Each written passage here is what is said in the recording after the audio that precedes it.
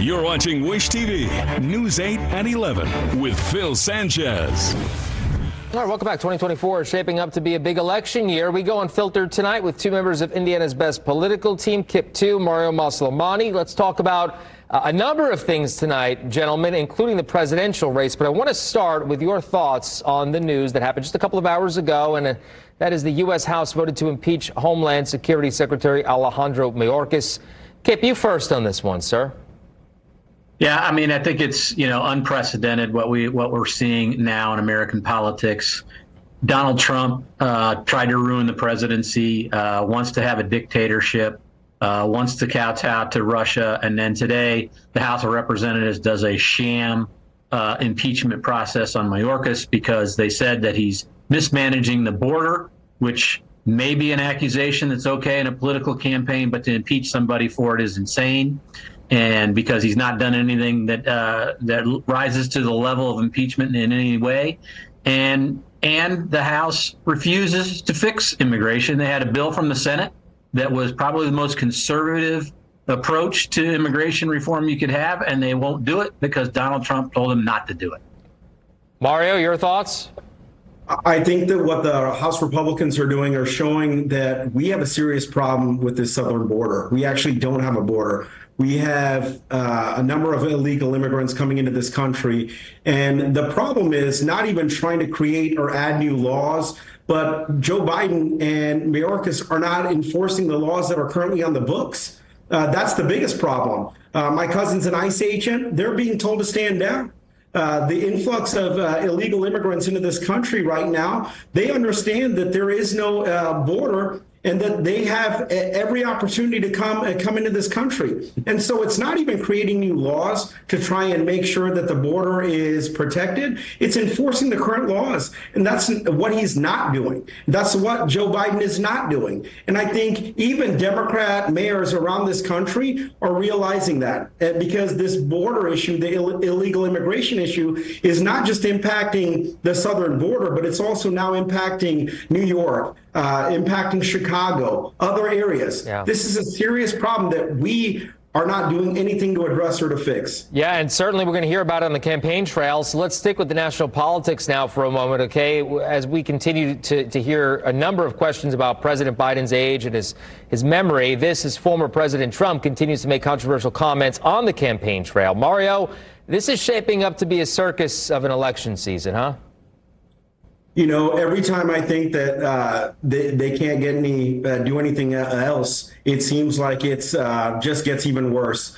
Joe Biden, I don't believe anyone has any faith in his competence. After Hur's report, he had a press conference and confused the president of Egypt with the president of Mexico. If anything, I think that the people in this country do not feel that he's competent to be the president of the free world. I think that it's a serious issue, and his poll numbers are atrocious.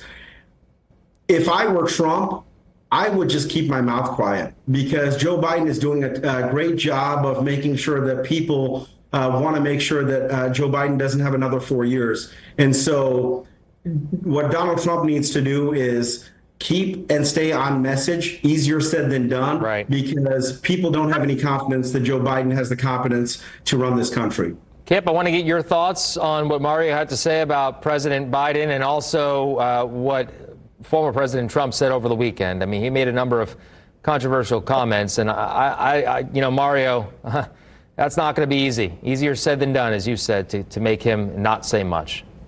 So in the last couple of weeks, Donald Trump had an $80-some million judgment against him for defaming the person that he raped.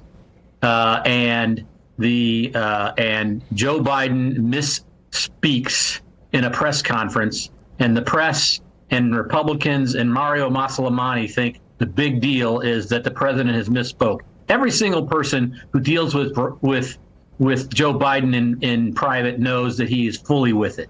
It's ridiculous that we're having an argument about who is competent to be president. We had a president for 4 years in Donald Trump who was a chaos agent. Every day was drama. He completely mismanaged the pandemic.